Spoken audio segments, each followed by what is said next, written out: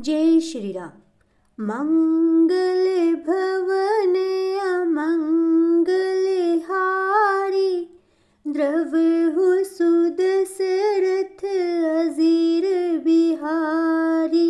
बेकिशोर सुषमा सदन श्याम गोर सुखधाम, अंग अंग परवार यही कोटि कोटि सतकाम।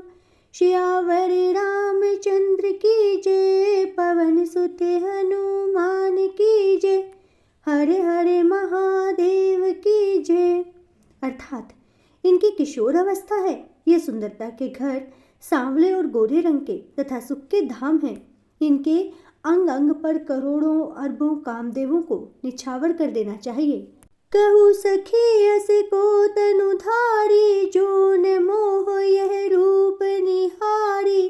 को स प्रेम बोले मृदु बानी, जो मैं सुना सो सुनहु सयानी। अर्थात हे सखी, भला कहो तो ऐसा कौन शरीरधारी होगा जो इस रूप को देखकर मोहित न हो जाए। अर्थात यह रूप जड़ चेतन सबको मोहित करने वाला है। तब कोई दूसरी सखी प्रेम सहित कोमल वाणी से बोली, हे श्यानी, मैंने जो सुना है उसे सुनो। ए दो दशरथ के ढोटा, बाल मराल नहीं के कल जोटा। मुनि कौशिक मख के रखवारे, जिन्हें रने अजिर निशाचर मारे। अर्थात ये दोनों राजकुमार महाराज दशरथ जी के पुत्र हैं। बाल राजहंसों का सा सुंदर जोड़ा है। ये मुनि विश्वामित्र के यज्ञ की रक्षा करने वाले हैं। इन्होंने युद्ध के मैदान में राक्षसों को मारा है।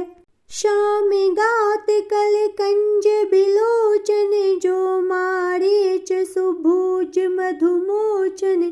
कौशल्या सुत सो सुख खानी, नामु रामु धनु सायक पानी।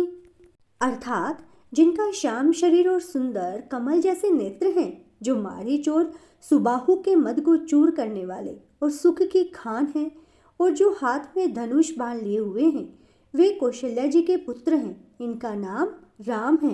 गोर किशोर बेशुबर काछे, कर सर चाप राम के पाछे।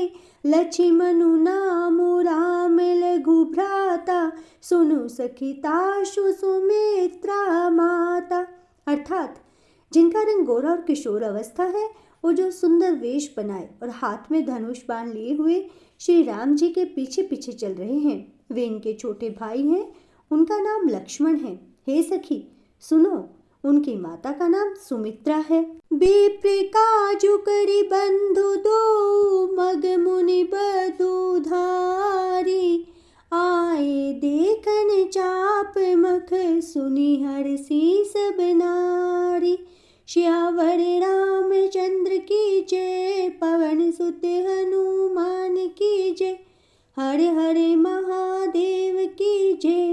अर्थात दोनों भाई ब्राह्मण विश्वामित्र के का काम करके और रास्ते में मुनि गौतम की स्त्री अहिल्या का उद्धार करके यहाँ धनुष यज्ञ देखने आए हैं।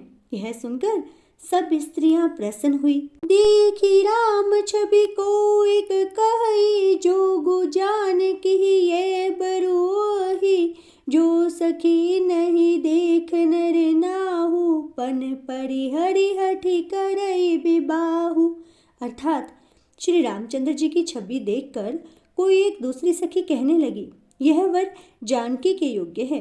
हे सखी, यदि कहीं राजा इन्हें देख ले तो प्रतिज्ञा छोड़कर हठ पूर्वक इन्हीं से विवाह करा देंगे। को कहे भूपति पहचाने, मुनि समेत सादर सन्माने।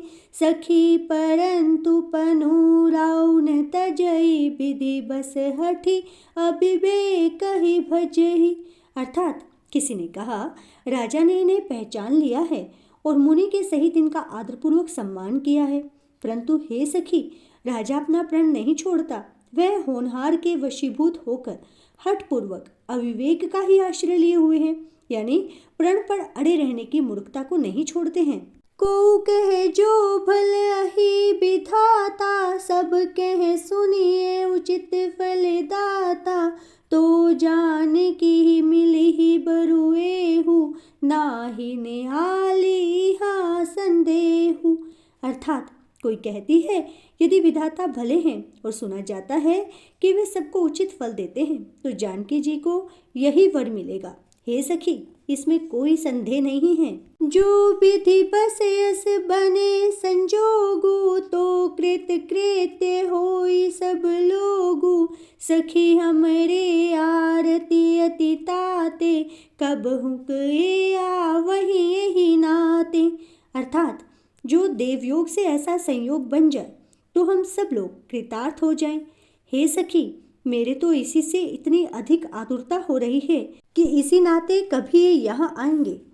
नाही ते हम कहूँ सुनहु सखी, इन्हें कर दर्शनु दूरी। यह संघटू तब होई जब पुण्य पुरा कृत भूरी। श्यावर रामचंद्र की जय, पवन सुत हनुमान की जय, हर हर महादेव की जय। अर्थात यदि नहीं हुआ यानी विवाह नहीं हुआ तो हे सखी सुनो, हमको इनके दर्शन दुर्लभ हैं। यह संयोग तभी हो सकता है जब हमारे पूर्व जन्मों के बहुत अधिक पुण्य हो। बोलिय पर कहे उ सखिनी का, ही विवाह अति हित सब ही का। को कह शंकर चाप कठोरा, ए श्यामल मृदु गात किशोरा।